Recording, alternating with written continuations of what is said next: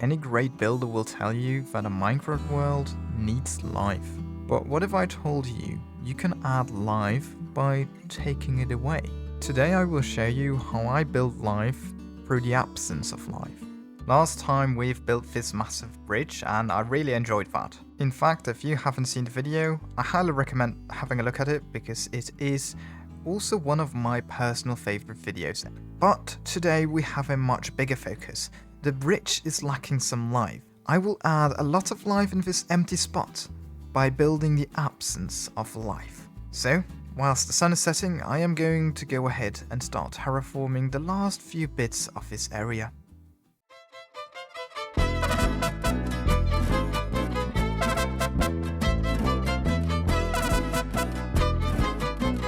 I have literally just continued to dig out the area which I needed to be dug out, but I did change one particular thing, and that is the bottom of the water. I just feel like the bottom looks a lot better. Oh! I should have been wearing armor.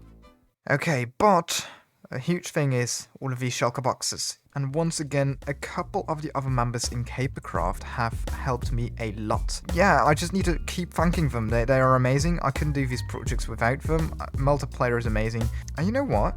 You too can come hang around with the entire group in Discord. Yeah, we do have a Discord server. It will be linked in the comments or in the description. It's up to you. It's quite fun if you want to check it out. But you know what materials mean, right? It means it's time to start properly building.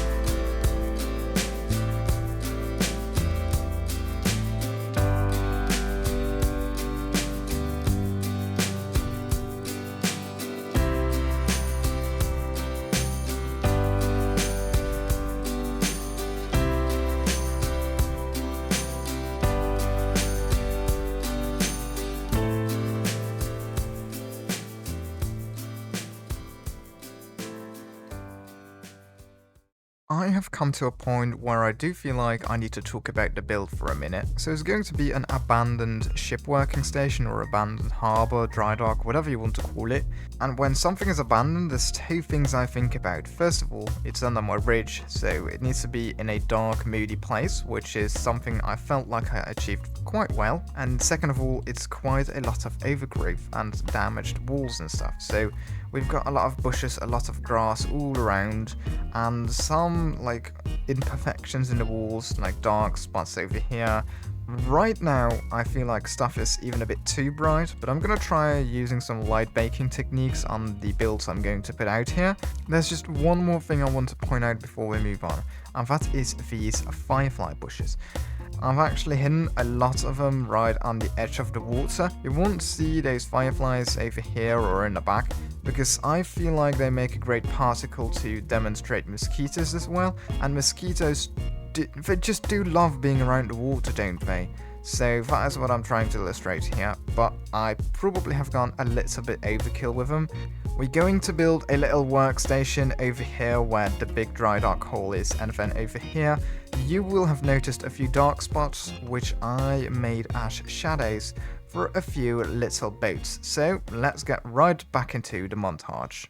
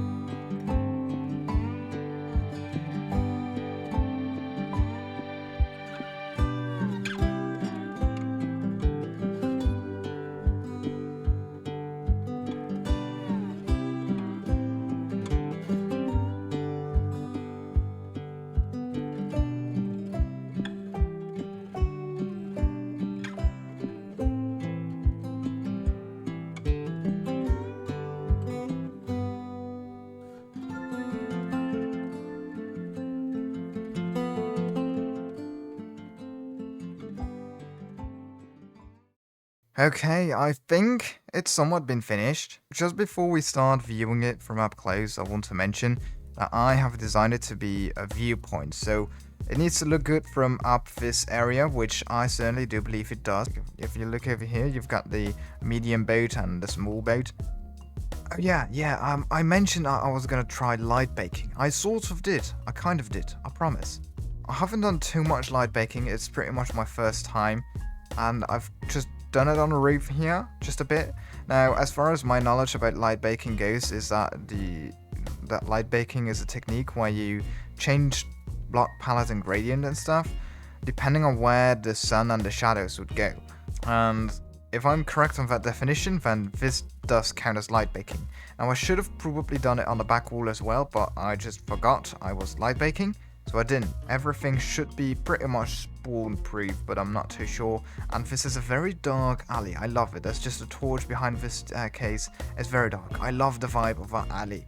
And that is just the entire thing about this. It's like soulless. Like, if you walk through here, you will feel like something was alive in here. Like, you will feel the life, yet it's absolutely just abandoned.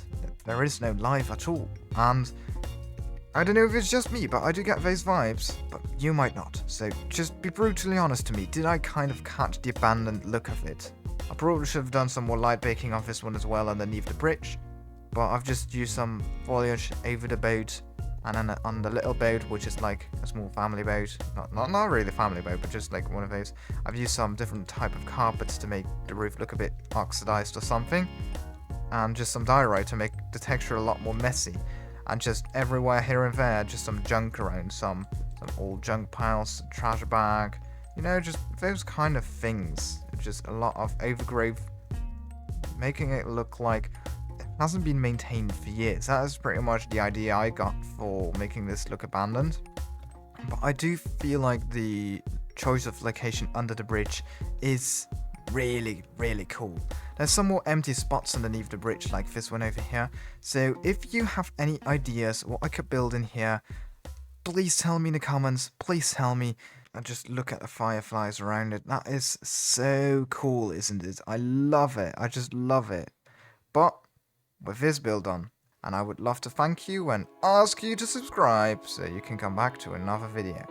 Well, see you, and bye-bye!